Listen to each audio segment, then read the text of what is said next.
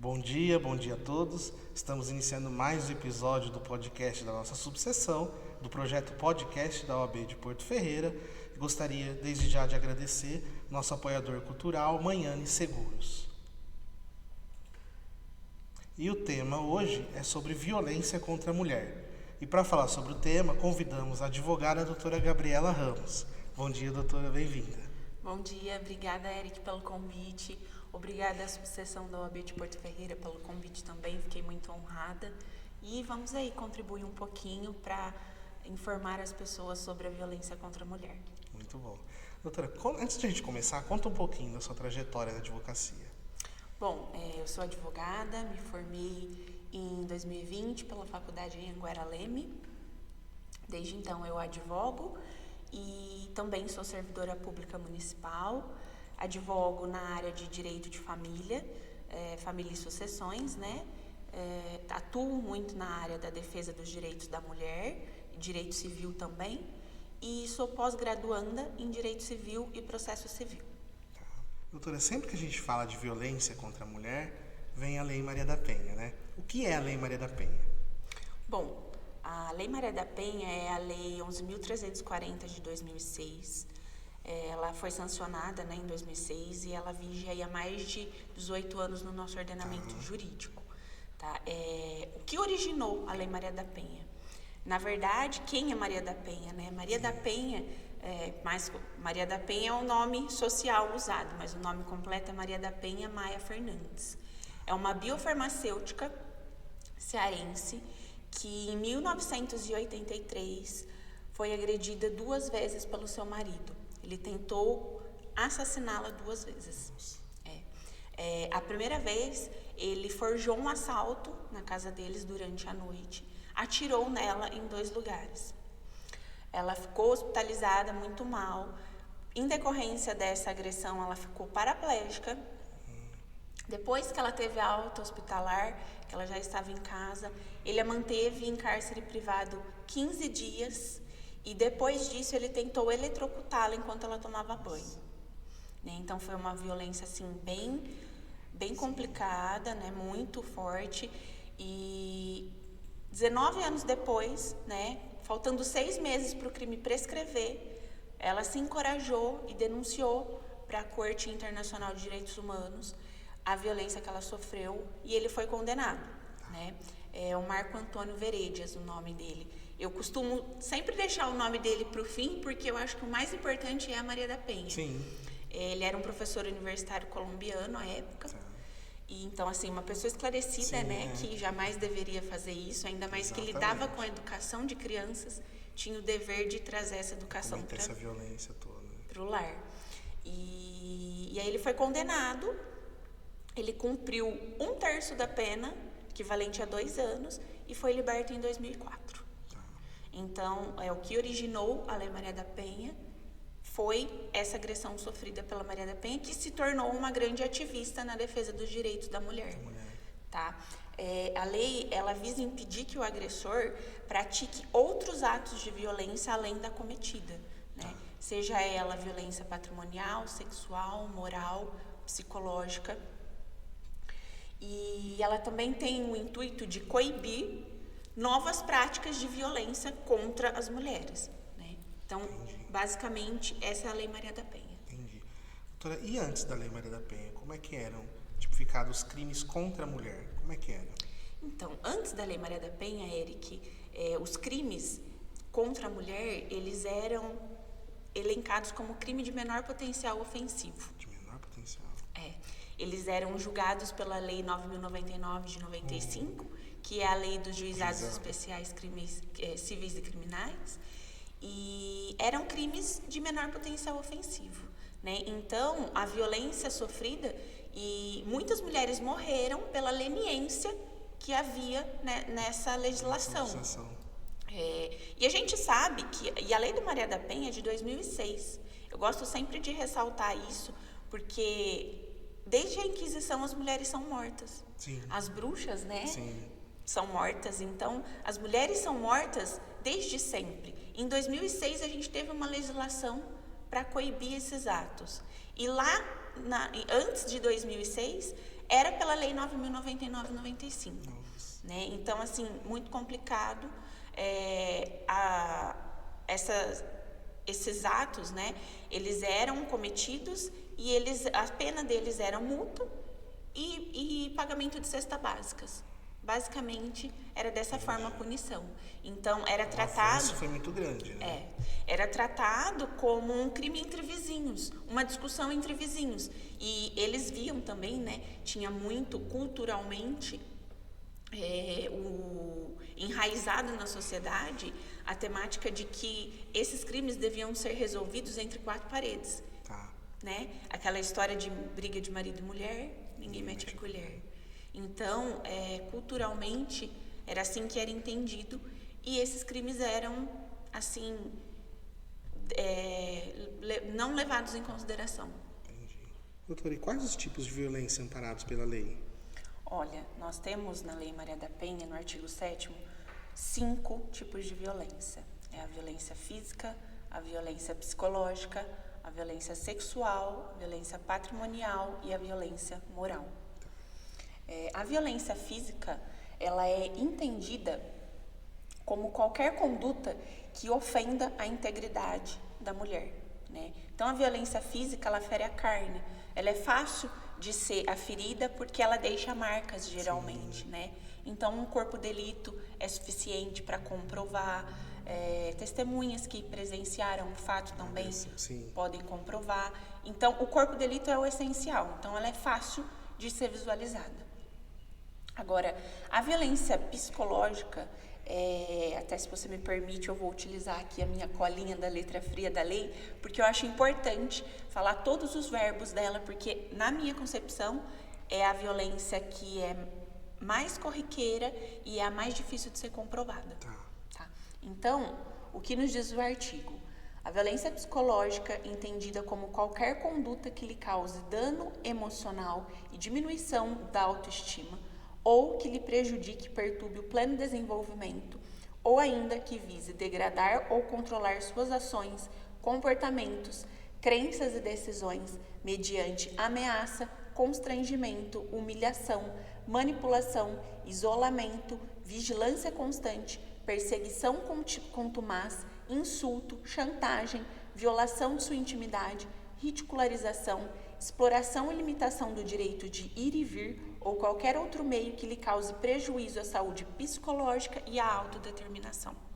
Então, você vê quantos verbos aí. Quantos verbos tem a lei. Então, E não são taxativos. Não são taxativos, exatamente. Qualquer outro meio, no final...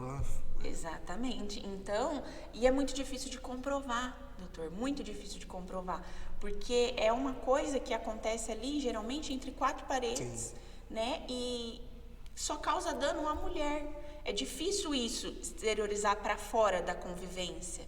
E como é que você prova? Os melhores meios são laudos psicológicos e psiquiátricos, que, né, são profissionais que têm propriedade para aferir qual é o grau da violência sofrida pela mulher. Né? Aí vamos para frente. Temos a violência sexual, que é a mais falada, né? Você fala em Maria da Penha, todo mundo pensa em violência sexual e violência física. Mas ele nunca me bateu. Mas ele nunca me agrediu sexualmente. E não é só isso, né? E a violência sexual, lógico, também é cheia de verbos e ela é entendida como uma conduta que constranja a mulher, que a force a participar de atividades de cunho sexual, que fira o seu direito à maternidade, ao aborto, a meios contraceptivos, né? Forge meios contraceptivos, não deixe que a mulher utilize meios contraceptivos no matrimônio ou numa relação, né? O aborto também é um direito protegido da mulher, e a prostituição também se elenca como violência sexual quando ela é forçada e tudo mais, e chantagem, coação, tudo que imbua medo naquela mulher para praticar um ato de cunho sexual é entendido como violência sexual. Tá? Aí nós temos a violência patrimonial, que é pouco falada, mas existe Também de é forma bastante isso velada. aí. Exato. Um exemplo clássico e clichê é a da Ana Hickman, né? Sim. A apresentadora que sofreu violência física, psicológica e patrimonial. Porque o Alexandre, ele controlava toda a carreira da Ana Hickman, né? sim. E ele privou ela de bens, de documentos. Então, ele praticou violência patrimonial no seu alcance máximo. Sim. E a violência entendida como qualquer conduta que configure retenção, subtração, destruição parcial ou total de seus objetos, instrumentos de trabalho, documentos pessoais. Tá? E a violência moral. Chegamos no último tipo de violência. A violência moral, ela se dá em 3 ações. Quando há 3 crimes. O crime de calúnia, que é quando o agressor imputa crimes que a vítima não cometeu. A difamação, que é quando ele atribui à mulher fatos que maculem a sua reputação. E a injúria, que é quando ele ofende a dignidade da mulher. Então, além de ser um crime punível pela Lei Maria da Penha, ele ainda pode incorrer nas tipificações do Código Penal, porque são crimes autônomos, né? Sem contar a indenização que essa mulher pode pedir para ele depois. Sim. Né? Então, assim, é um crime que vai para outra seara, né, do direito penal mesmo, e ele pode ser penalizado por isso. Entendi. Qual é o ciclo da violência? O que é o ciclo da violência? Olha, o ciclo da violência, ele é definido por 3 fases. A fase 1 do ciclo da violência é a chamada de aumento da tensão. O que acontece nessa fase? Nesse primeiro momento, o agressor, ele mostra-se irritado por coisas insignificantes. Então, ele briga com a mulher por motivos fúteis, bobos, né? E ele chega a ter acessos de raiva. Nesses acessos de raiva, ele humilha a mulher, ele ameaça a mulher e ele destrói objetos, né? Aí, a mulher tenta acalmar, né, o agressor e tenta justificar o ato dele. Como, por exemplo, ele teve um dia ruim no trabalho, e aí ele teve um problema na família, então ele descontou em mim. Então, ela tenta justificar. Os sentimentos da mulher nessa fase é de desilusão, de chateação, né? Ela fica muito irritada também, né? Junto com o que está acontecendo. E ela tenta justificar as agressões. Aí, isso pode durar por dias ou anos. Anos. E como aumenta cada vez mais essa tensão, geralmente é levado para a fase 2. O que é a fase 2? A fase 2 é o ato de violência propriamente dito. Né? É onde o agressor explode e perde o controle total das suas ações e comete agressões contra essa mulher, seja ela de cunho sexual, patrimonial, físico, moral ou psicológico. O psicológico que é o pior. E quando acontece isso, mesmo ela sabendo que ela está em risco, que ele está oferecendo risco para ela, e ele tem um poder destrutivo em relação à sua vida, ela tem um sentimento de paralisia. Ela não consegue ter uma ação. Ela não consegue tomar uma ação, muitas vezes, né? Não sempre. Sim. Então, o primeiro sentimento que ela tem é o de paralisia. E ela não consegue tomar nenhuma atitude em virtude disso. Ela sente medo, ódio, solidão, dentre outros sentimentos. Nesse momento, ela também pode tomar algumas decisões, como denunciar as agressões, né? Se refugiar na casa de parentes e amigos próximos, divorciar-se e, em alguns casos, suicidar-se. Infelizmente, acontece, né? O que leva também a um distanciamento do agressor, quando ela ainda continua com ele. E aí a gente parte para a fase 3, que é a fase do arrependimento e ato carinhoso do agressor. Tá? Nessa fase, também é conhecida como a lua de mel, né? Tudo são flores, tudo são flores, ele se arrepende, ele faz promessas vagas para essa mulher de que ele vai mudar, de que ele não é assim, que não foi isso que ele aprendeu.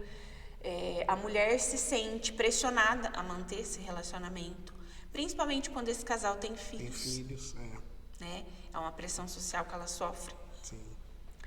E há um período relativamente calmo mesmo nesse relacionamento, em que ele ajuda ela nas tarefas de casa, leva para jantar, trata bem as crianças, leva flores, chocolates, presentes. Então, há um período relativamente calmo. Mas depois de um período, nada muda. E o ciclo se repete. É por isso que a gente chama de ciclo de violência. Ciclo da violência, porque aí vira um looping infinito e essa mulher passa de novo por tudo isso. Então, qual é a nossa intenção enquanto sociedade, enquanto mulher, enquanto advogada e tudo mais? É tentar coibir essas práticas, né? E informar as pessoas dos direitos dela, do que é a violência, do que é o ciclo da violência, visando a erradicação do ciclo da violência. Sim. Mas a gente sabe que é muito difícil, né? Na prática, é bem complicado. É difícil. Então, esse é o ciclo da violência. Entendi. Doutora, e quais os meios de denúncia que a mulher pode utilizar? E meios de prova também? Sim. Os meios de denúncia, a gente tem um canal específico para atos de violência contra a mulher, que é o Disque 180, né? Se a gente subtrair 10 números do 190, dá o 180. Sim. Então, fica fácil de lembrar por essa analogia. Tem esse 180, que é especializado, a pessoa é especializada nesse atendimento para fazer a segurança dessa mulher, né? E a gente também conta com o 190, Sim. que é a polícia militar, que também é competente para atuar nesses crimes, nessas situações. Sim. Aí a gente tem também a possibilidade de fazer o boletim eletrônico, que é a documentação do que aconteceu, isso é sempre importante, né? E não fazendo o boletim eletrônico, optando a mulher por fazer a comunicação dessa agressão numa delegacia, ela pode ir até a delegacia local, ou se na cidade dela existir a DDM, que é a Delegacia da Defesa da Mulher. Né? Não são todas as cidades que contam com essa delegacia. Inclusive, eu gostaria de aproveitar a brecha para informar que aqui em Porto Ferreira, agora a gente tem uma sala de DDM aqui em Sim. Porto Ferreira, né? É a sala que foi nomeada em homenagem a Ana Carolina Basso. Que é uma mulher de 26 anos que há 18 ou 19 anos atrás, salvo engano, sofreu uma agressão do ex-namorado Sim. e faleceu. Né? Ela teve sua vida ceifada em decorrência de tiros que ele deu nela, por conta dele não aceitar o fim do relacionamento. O rompimento da namoro. Então foi um crime bárbaro e que chocou muitas pessoas à época. Né? Então a sala é em homenagem a ela. É um ambiente, eu não tive a oportunidade de estar presente na inauguração, que foi no dia 7 agora de março. Mas o senhor foi lindo, né? Eu vi fotos, vi vídeos, achei um ambiente muito acolhedor, inclusive muito sensível, né? Quem teve a iniciativa de fazer, porque as pessoas pensaram naquelas mães que têm filhos, que às vezes não tem com quem deixar o filho para fazer uma denúncia. E eles fizeram um cantinho ali, uma brinquedoteca para as crianças. Para as crianças. Eu fiquei muito emocionada de ver isso, muito feliz com essa iniciativa. E eu gostaria de parabenizar todas as pessoas que tiveram envolvimento nesse projeto, que se distorceram para concretizar isso que para mim é um sonho aqui para Porto Ferreira. Sim.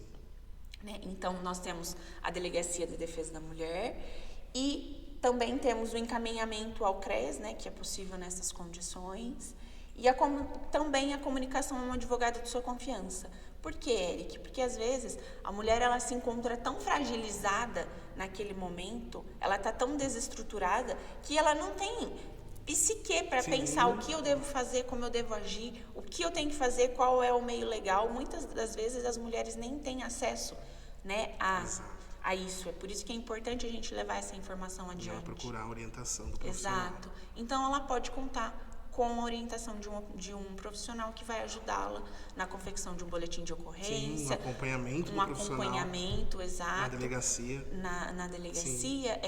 Também vale ressaltar que uma informação importante que eu deixei de observar, que na Delegacia de Defesa da Mulher, a mulher ela pode optar ser atendida somente por mulheres. Sim. Né? Porque, tendo em vista que o crime foi cometido por um homem, às vezes a mulher está tão vulnerabilizada que ela não quer ser atendida por um homem.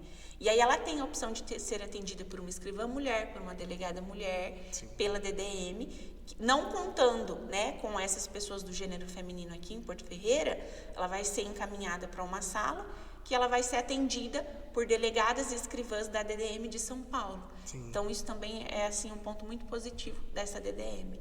E muito importante. Muito importante. E isso também nos traz a reflexão de que é importante um advogado para garantir os direitos daquela mulher nesse momento, né? Principalmente se ela for atendida por um delegado ou por um escrivão. Sim. Né? E quais são os meios de produção de provas em sede de Lei Maria da Penha? A melhor prova da violência física ou a sexual é o corpo de delito. É um exame. Ele visa verificar os vestígios, verificar os hematomas e tudo mais. Mas também temos para os outros crimes laudos psicológicos e psiquiátricos, que é o mais importante. Da violência psicológica. Da violência psicológica. Testemunhas oculares, fotos, vídeos, print screens de redes sociais. O que mais? Eu acho, na verdade, é só isso por hora, né? Cartas, o que tiver. O que ela tiver de prova que comprove aquilo, principalmente testemunho ocular, corpo de delito e laudos. É o que mais dá embasamento para a Lei Maria da Penha. Doutora, e do que se trata o crime de feminicídio? Bom, o feminicídio é todo homicídio praticado contra a mulher em razão do gênero, né? Por conta da condição de ser mulher e também em decorrência de violência doméstica e familiar.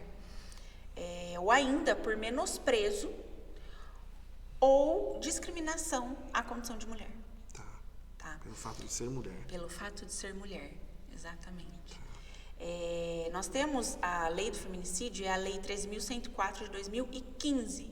Em 2015, né, que foi sancionada. E ela prevê o feminicídio como crime punível, né? E ela completou 10 anos. Agora, em 2025, completou 10 anos na semana passada. Então, assim, é uma lei muito importante, né, que visa resguardar mesmo os direitos da mulher. Além dela, nós tivemos uma alteração nela, que foi dada pela Lei 14.994, recentíssima, sancionada em outubro de 2024, que aumentou a pena do crime de feminicídio. Anteriormente era de 12 a 30 anos e agora a gente teve um aumento de 20 a 40 anos. Né? Além de tornar o crime de feminicídio um crime autônomo no Código Penal. Entendi. Então agora ele é autônomo. E também é importante frisar que o crime de feminicídio é um crime hediondo. Né? E também nós tivemos pelo STF, no julgamento da DPF 77 em agosto de 2023, a decisão de que foi declarado inconstitucional a tese da legítima defesa da honra, que era muito utilizada. Muito utilizada em crimes dessa natureza. Para justificar que o homem cometeu aquela agressão em virtude da mulher ter o traído, ou da mulher não se portar da forma como ele justificava plausível, sim, da mulher, como que eu posso exemplificar?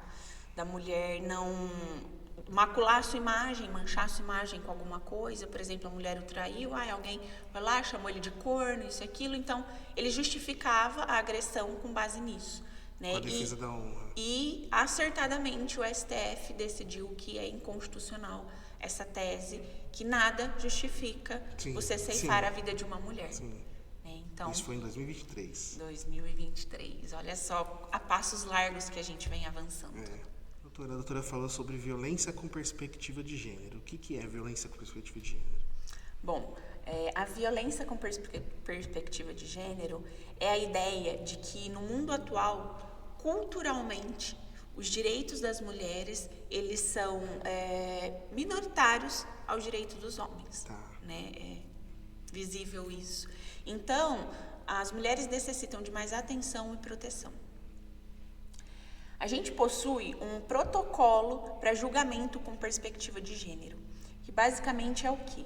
Ele traz considerações teóricas sobre a questão da igualdade, também é um guia para que os julgamentos que ocorrem nos diversos âmbitos da justiça sejam realizados com direito à igualdade e à não discriminação de todas as pessoas.